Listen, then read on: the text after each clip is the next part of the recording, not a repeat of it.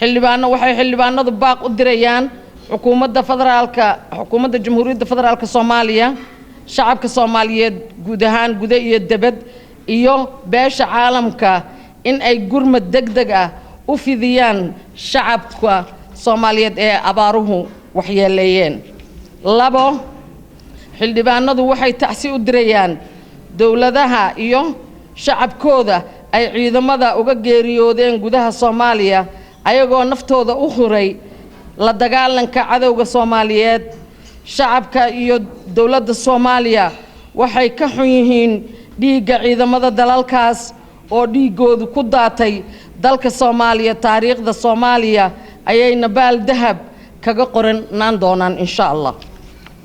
saddex waxaan hambalyo iyo bogaadin u soo jeedinaynaa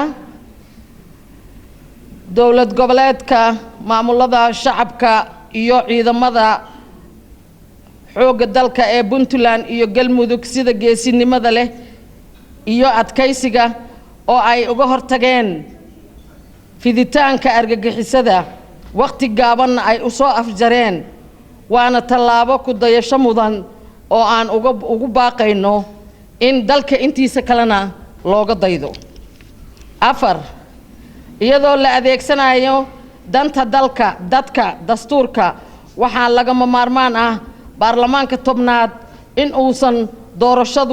aysan doorashadu dhaafin bisha Agost 20keeda 2016 sida uu qabo sharciga iyo dastuurka kumeel gaarka ee dalka Jamhuuriyadda Federaalka Soomaaliya.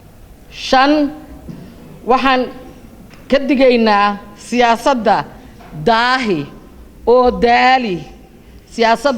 oo daali oo laga leeyahay in lagu fushado danaha gaarka ah. waxaana xukuumadda looga fadhiyaa in iyadoo tixgelinaysa qaraarkii baarlamaanka ay soo gudbiyaan go'aan wadar ogol ah oo lagu soo doorto baarlamaanka tobnaad. waxaana beesha caalamka ee danaysa arrimaha Soomaaliya ugu baaqaynaa in ay la yimaadaan cadaadis siyaasadeed oo baajinaya in Soomaaliya gasho jahawareer siyaasadeed. hanaanka iyo wadiiqada loo maraayo yagleelidda baarlamaanka tobnaad waa in ay ahaataa mid ay u caddahay shacabka Soomaaliyeed kana madax bannaan ku danaysi siyaasadeed. shakhsiyaadka tartamaya waa in laga ilaaliyaa in aysan saameyn toos ah iyo mid dadban aysan ku yeelan habsami u socodka hanaanka iyo wadiiqada loo maraayo soo xulidda baarlamaanka soo socda haddii Allah awoodda la ogolaado. waxaan xukuumadda ugu baaqaynaa in Puntland iyo ciddii kale ee wax tirsanaysa la dhageysto lana qanciyo. sideed waxaan ugu baaqaynaa xukuumadda iyo xafiiska madaxweynaha in ay faraha kala baxaan kana foojignaadaan iska horkeenida guracan ee dhaqanka duubabka iyo shacabka reer Hiiraan lagu hayo. sidoo kale waxaan xukuumadda iyo xafiiska madaxweynaha ugu baaqaynaa in la adkeeyo midnimada beelaha walaalaha ah ee wada dega gobolka Hiiraan. sagaal waxaan hambalyo iyo bogaadin u diraynaa ciidamada dawladda Jabuuti ee Hiil Walaal oo si wax ku ool ah u garab istaagay shacabka Soomaaliyeed gaar ahaan dadka reer Hiiraan. isla markaana waxaan ka codsanaynaa madaxda ciidamada dawladda Jabuuti ee Hiil Walaal in aan loo adeegsan wax keeni kara iska horimaadka shacabka reer Hiiraan iyo ciidamada Hiil Walaal. 10 baarlamaanka Jamhuuriyadda Federaalka Soomaaliya ayaa sameynaya maqaamka caasimadda Soomaaliya noqonaysa kana soo saari doona sharci.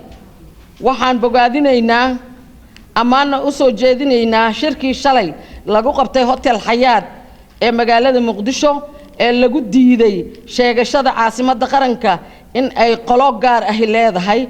waxaana uga digaynaa shakhsiyaadka damacsan in ay marin habaabiyaan qaabka loo maraayo qeexidda maqaamka caasimadda dalka inaysan shacabka degan Banaadir aysan marin habaabin. 11 waxaa la filayaa in kalfadhiga 8aad ee xubnaha baarlamaanka waxaa la filayaa in kalfadhiga 8aad ee xubnaha baarlamaanka federaalka lagu gorfayn doono go'aano badan oo masiiri ah. sidaas daraadeed waxaan dhammaan xubnaha baarlamaanka federaalka jamhuuriyadda federaalka Soomaaliya waxaa loogu baaqayaa in si mug weyn oo xoog leh looga soo qayb galo kalfadhiga 8aad haddii Allah awood la ogolaado meel kasta oo ay dunida ka joogaan.